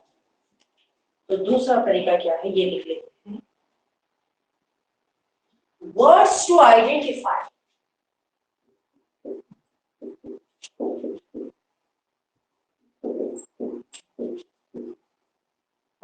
कुछ शब्द हैं, उन शब्दों से हम पता लगाते हैं कि ये नाउन है। कैसे? कौन से वो तीन शब्द हैं? वो तीन शब्द हैं आपके। सबसे पहला आ गया आपका व्हाट। व्हाट को हम बोलते हैं क्या। ठीक है, और ये यूज किया जाता है नॉन लिविंग। क्लियर है? फिर आ जाता है हु। दूसरा है हु। हु का मतलब है कौन। ये आ जाता है पर्सन के। क्लियर हो रहा है कि नहीं? फिर आ जाता है हुम। WHOM, हुम। हुम का मतलब होता है किसके द्वारा। हम ये तो बोलते हैं किससे। अगर हम शब्द हिंदी में देखें, किससे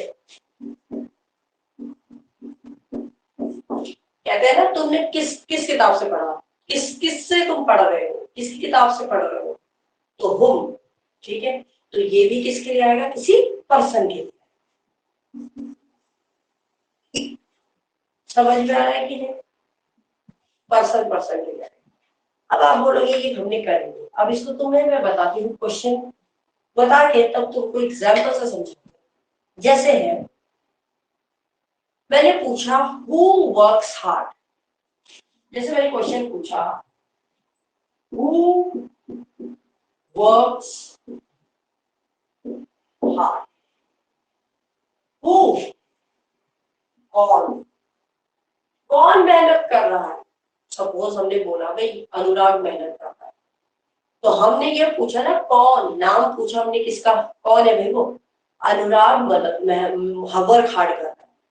तो अनुराग यहाँ पर जैसे एग्जाम्पल आ गया, अनुराग वर्क्स हार्ड।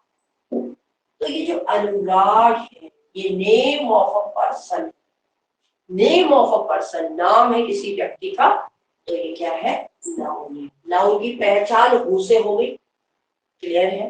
दूसरा है, जैसे हमने बोला teacher wants to meet parents, जैसे मैंने एग्जांपल दिया है, टीचर वांट्स, ठीक है दिखाई दे रहा है, teacher wants to meet parents.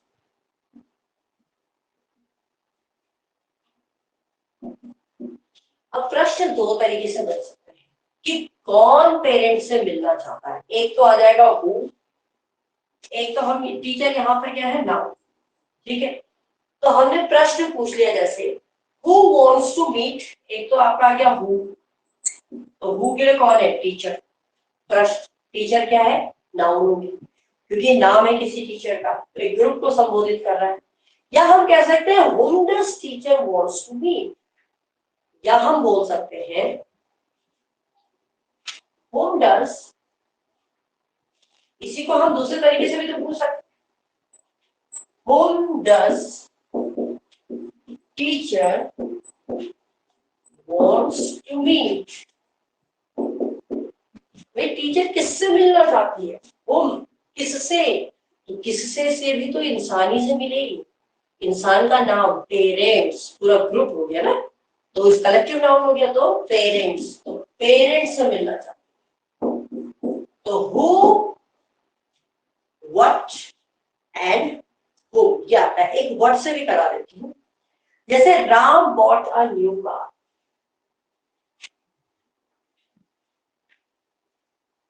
जैसे हमने लिखा Ram bought a new, clear है। तो क्वेश्चन अगर ये आ जाएगा कि who bought a new car, who तो राम, तो राम क्या है, नाउन, क्लियर हो रहा है। और एक क्वेश्चन ये हो सकता है कि व्हाट डिड राम बॉट, एक ये भी हो सकता है व्हाट डिड राम बॉट। इसमें तुम्हें नाउन कार भी तो दिख रही है सेंटेंस में, कार भी तो नाउन है क्योंकि इससे पहले क्या लगा है, आर्टिकल लगा है, हमने आगे पढ़ा ना, आर्टिकल लगा उसके बाद भी नाउन आता है, तो हम दूसरे नाउन को भी संबोधित कर सकते हैं। क्यों, क्योंकि हमने बोला व्हाट का प्रयोग हम किसके लिए करेंगे, नॉन लिविंग के, तो कार नॉन लिविंग है, तो व्हाट डिड राम बॉट, तो राम क्या लाया, राम कार लेके आया, तो राम बॉट अ कार। तो ये कार जो है ये भी नाउन है, लेकिन व्हाट का प्रयोग हम नॉन लिविंग के लिए करते हैं। इतनी बात समझ में आ गई कि नहीं, ये भी बता दीजिए जल्दी जल्दी, तो हम थोड़ा आगे चले, जल्दी जल्दी बताइए जरा, जल्दी जल्दी फटाफट से करिए जरा, और प्लीज टेक्स्ट में फास्ट, टेक्स्ट में फास्ट, जल्दी टेक्स्ट करके बताइए समझ में आया कि नहीं।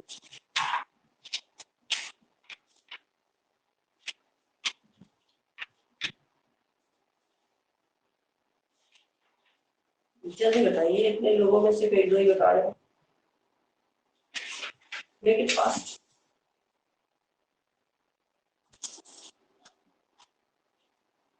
ओके, अब हम दूसरे तरीके से पता लगाते हैं। एक तरीका तो हमने आर्टिकल, प्रपोजिशन पॉजेसिव एडजेक्टिव।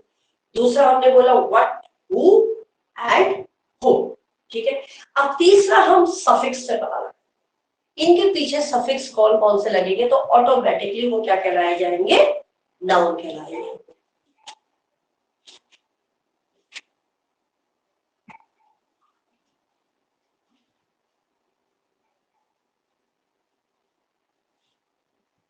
देखिए सफिक्स लगाते हैं।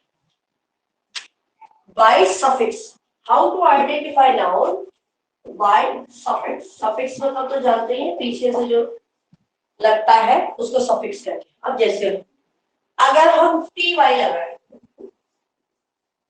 तो टी वाई से आपके क्या बन गया, लास्ट में टी वाई आ रहा हो, जैसे सेफ्टी, लॉयलिटी,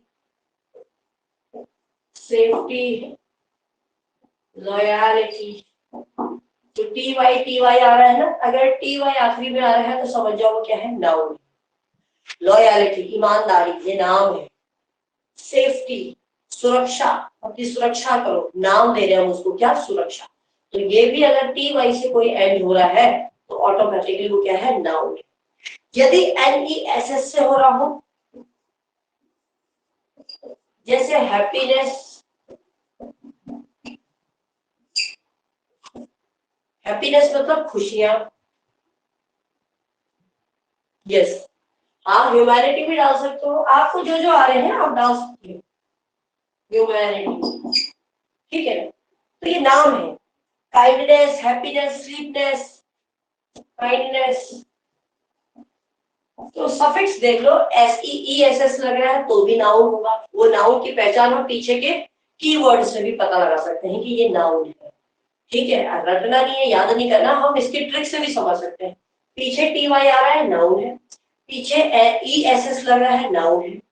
पीछे ई आर वाई लग रहा है तो नाउन है। जैसे मैंने बोला एक्टिविटी, रियलिटी, ये तो सब हो गया, वो तो आई टी वाई में आ जाएगा ना। ई आर वाई में, हाँ इसमें देख लो आप, इसमें हम लिख सकते हैं जैसे ई आर वाई में लिख लिया हमने जैसे बेकरी, ठीक है। ई आर आई में दूसरा आ गया bravery, slavery, E R Y, slavery, bravery मतलब ताकत, ब्रेव है, स्लेवरी है, ठीक है। स्लेव तो सब समझ रहे हो, अधीन होना किसी पे। तो लाइब्रेरी, ए आर वाई आ रहा है उसमें, ई आर वाई नहीं आ रहा लाइब्रेरी में, ठीक है।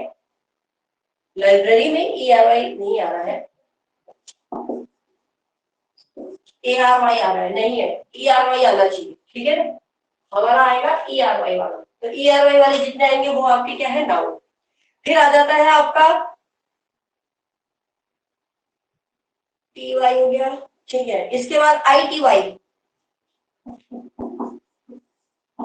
जैसे मैंने बोला activity, I T Y, activity, I T Y आ रहा है तो नाउन है, ठीक है। थोड़ा जल्दी जल्दी करेंगे, थोड़ा आपको और भी मिलते रहेंगे, कोई बात नहीं, आप और भी अपने दिमाग में जो भी आपके आ रहे हैं, बस आपको ये देखना पीछे आई टी वाई आ रहा है तो भी वो क्या है, नाउन है, ठीक। या हम बोल सकते हैं इसी में जैसे रियलिटी, मोबिलिटी, बहुत सारे वर्ड्स हैं, रियलिटी, मोबिलिटी, तो कीवर्ड्स को आप याद रखिए, ठीक है। इसको आपको ये लर्न करना पड़ेगा कि कौन कौन से सफिक्स होते हैं। जैसे है I S M, I S M से जैसे मैंने कहा आइडियलिज्म, ह्यूमैनिज्म, ह्यूमैनिज्म, आइडियलिज्म, ठीक है। फिर जैसे मैंने बोल दिया पैट्रियोटिज्म, पैट्रियोटिज्म, तो ये सब क्या है, आईएसएम, ये सब के सब क्या है, नाउन कहलाते हैं। अगर कोई पीछे आ रहा है टी एच, जैसे मैंने बोला with, W I T H, तो टी एच लग गया, विथ हो गया। और दूसरा दे सकते हैं लेंथ है, ग्रोथ है, लेंथ है, ग्रोथ है, इन सब के पीछे टी एच लग रहा है तो ये क्या है, नाउन है। अगर हमारे को मिलता है वाई, अगर आपको वाई, मुझे लग रहा है यहाँ बोर्ड देख लिया है,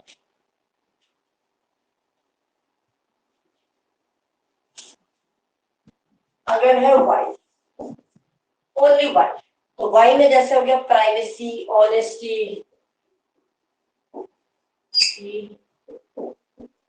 प्राइवेसी, है ना, वाई वाई लग रहा है ना, तो ये भी क्या है, जेलेसी, तो ये भी आपके क्या है, नाउन है। इनको डेथ, हाँ टीएच, डेथ लग सकता है, टीएच, आपको जो जो आते हैं आपको देख लीजिए, है ना, नाउन है, तो ये भी क्या है, नाउन है। इसके बाद हम चलते हैं एएनटी ईएनटी, ठीक है, इसके बाद आ जाइए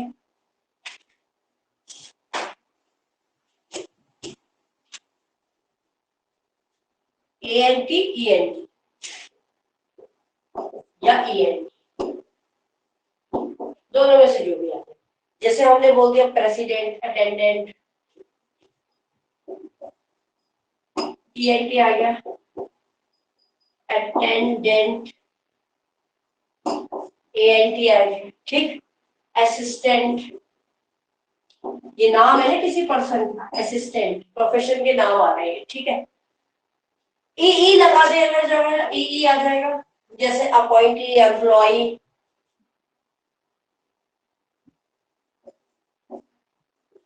ठीक है, एम्प्लॉय हो गया, और लाइसेंसी हो गया, अपॉइंटी हो गया, जिसको अपॉइंट किया जाता है, ठीक है, तो ये एग्जांपल हो गया, अटेंडी हो गया, अटेंडी, तो ई आ रहा है, तो ये भी क्या है, सफिक्स अगर लग रहे हैं तो ये भी आपके नाउन कहलाए जाते हैं। जैसे आई एस टी अगर लग जाए, जैसे हमने बोला typist, radiologist,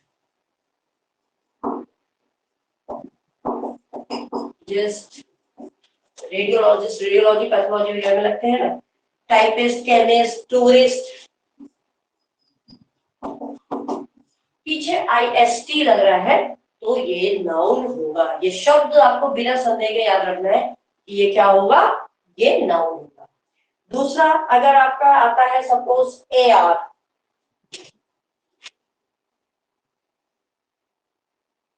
A R, A R अगर लग रहा हो, अब ए आर में क्या हो गया, जैसे बेगर, रजिस्ट्रार, बेगर हो गया, रजिस्ट्रार हो गया, ए आर, ए आर, तो ये क्या हो गए आपके, नाउन हो गए, पर्सन को डिनोट कर रहा है।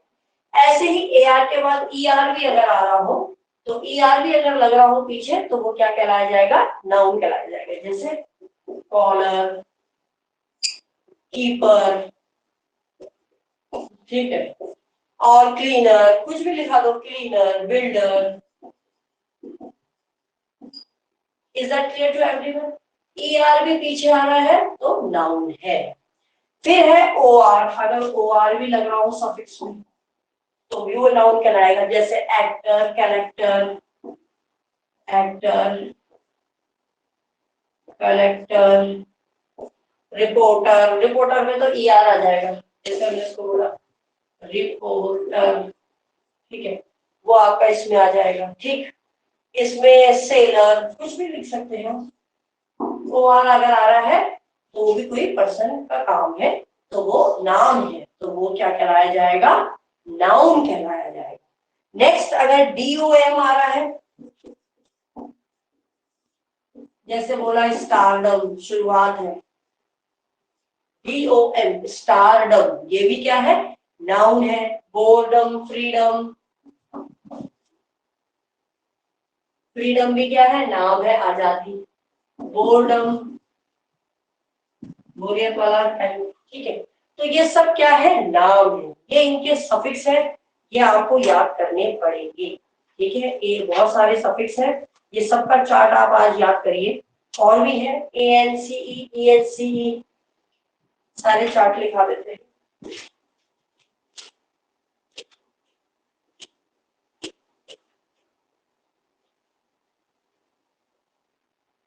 A N C E N C ई, इससे यदि आ रहा हो जैसे reference, acceptance, reference, acceptance, ENCE, ये भी क्या है, वर्ब टू नाउन, वर्ब है लेकिन इनका नाउन बन जाता है। इंश्योर जैसे एक्सेप्ट तो वर्ब हो गई और एक्सेप्टेंस नाउन बन गया, रेफर तो वर्ब हो गई, रेफरेंस नाउन हो गया, तो वर्ब से नाउन बन रहा है। जैसे इंश्योरेंस, इंश्योर वर्ब हो गया, इंश्योरेंस ये नाउन बन गया, ANCE लगने से ये नाउन बन गया। जैसे हमने बोला ION, जैसे है कंफ्यूजन, कंफ्यूजन ये भी नाम है। प्रोफेशन, डिसीजन, फिर आपका DC, डिसीजन, ION ये भी क्या है, नाउन है। फिर आपका आता है URE, URE से सफिक्स लग रहा है, मतलब एंड हो रहा है, तो भी वो क्या है, जैसे डिपार्चर, एनक्लोजर, डिपार्चर चले जाना, एनक्लोजर किसी चीज में हम अंदर सारी वो रखते हैं ना, जैसे डिटेल वगैरह देते हैं तो उसके साथ लगा के देते हैं ना लेटर में, एनक्लोजर साथ में, एनक्लोजर URE आ गया, ठीक है। तो हमें URE ना देख के हम क्या, हाँ URE देख लिया। फिर उसके बाद आपका क्या आ गया, प्रेशर, तो ये क्या है, ये भी नाउन है। MENT जैसे टेम्परामेंट, MENT टेम्परामेंट, उसका टेम्परामेंट अच्छा नहीं, हाई है लो, तो ये नाम है, ये भी नाउन है। पेमेंट, एम्प्लॉयमेंट,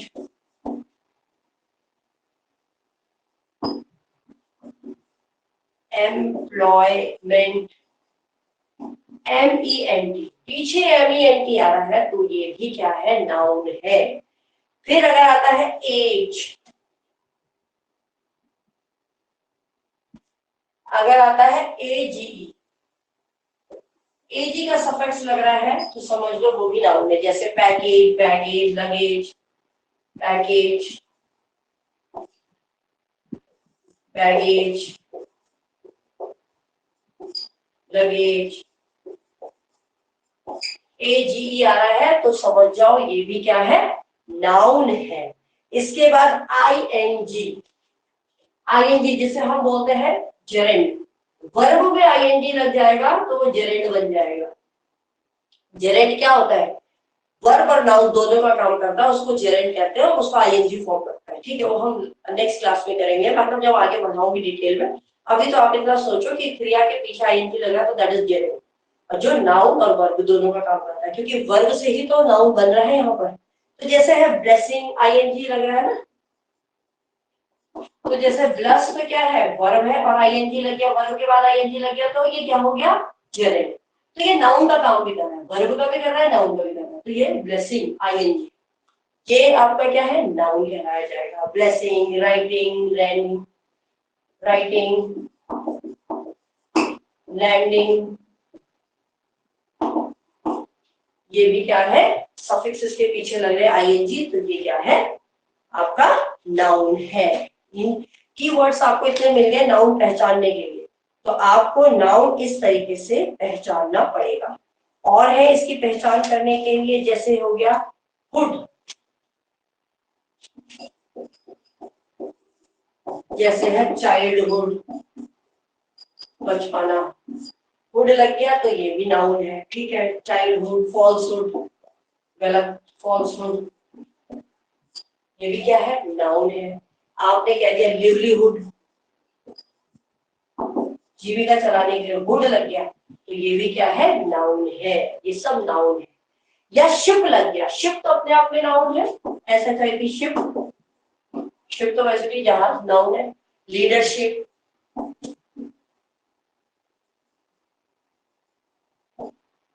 मेंबरशिप, कैप्टनशिप,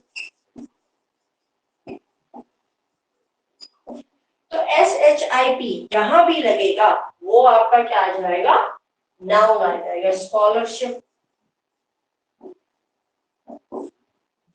तो ये भी तरीका नाउन पहचानने का है। देख लिया आपने, पहले आर्टिकल, प्रपोजिशन, पॉजेसिव एडजेक्टिव, दूसरा सफिक्स, व्हाट, whom, who, और चौथा अब हम करने जा रहे हैं नाउन फाइंडर्स। चौथा है नाउन फाइंडर्स। ये नाउन जो फाइंडर होते हैं उनसे हम कैसे पहचानेंगे कि ये नाउन। कुछ नाउन फाइंडर्स भी होते हैं। देखिए, जैसे नाउन फाइंडर, ये बेटा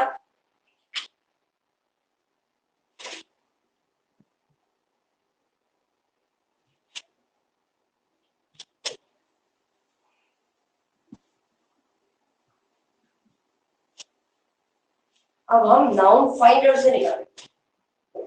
नेक्स्ट है जो नाउन को ढूंढते हैं, और नाउन फाइंडर्स प्लस नाउन, तो इनको हम बोलते हैं एक मीनिंगफुल फ्रेज।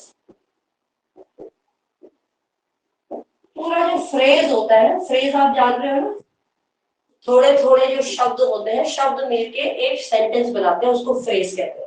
तो जो मीनिंगफुल कुछ मतलब निकाल रहे हो उसको हम बोलते हैं मीनिंगफुल फ्रेज। और मीनिंगफुल फ्रेज क्या होगा, जो नाउन को पता लगा रही हो। जैसे हमने बोला, इसमें कौन कौन से आ गए, जैसे आपका गुड, बैड, ठीक है, beautiful, my, his, my, his, ठीक, you are there,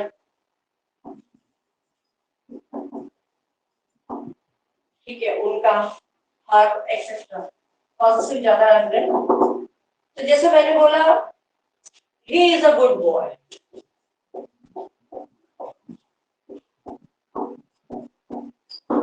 अब आप यहाँ ये मत पढ़ना, इसको एक साथ पढ़ो, he is a good boy, इसको तोड़ो मत, तोड़ोगे तो नहीं बनेगा। नाउन फाइंडर के एक मीनिंगफुल सेंटेंस बन रहा है कि वह एक अच्छा लड़का है। तो वह एक अच्छा लड़का है, तो ये पूरा क्या बन रहा है, हमने देखा गुड, तो गुड आ गया और बॉय। अब हम तोड़ेंगे नहीं, हम गुड बॉय, हम कह रहे हैं अच्छा बच्चा है, अच्छा लड़का है। तो अच्छा लड़का एक छोटा सा फ्रेज बन गया, इसका कोई मतलब भी निकल रहा है, तो automatically it is your noun. समझ में आ गया। जैसे हमने बोला, जैसे हमने गुड को यहाँ पर कह दिया, अगर मैं नाउन फाउंडर की बात करूं तो जो गुड है ये है नाउन फाइंडर। नाउन फाइंडर को एनएफ कर दिया, ठीक है, और बॉय क्या है यहाँ पर, नाउन।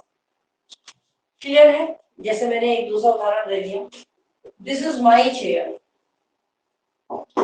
तो माई यहाँ पर क्या है, नाउन फाइंडर, नाउन को ढूंढने वाला, और चेयर क्या है, नाउन, ठीक है। ब्यूटीफुल, ब्यूटीफुल टाउन या ब्यूटीफुल सिटी, तो ब्यूटीफुल यहाँ पर क्या है, नाउन फाइंडर है, और सिटी यहाँ पर क्या है, नाउन। आ रही बात की समझ में कि नहीं आ रही, क्लियर हो गया।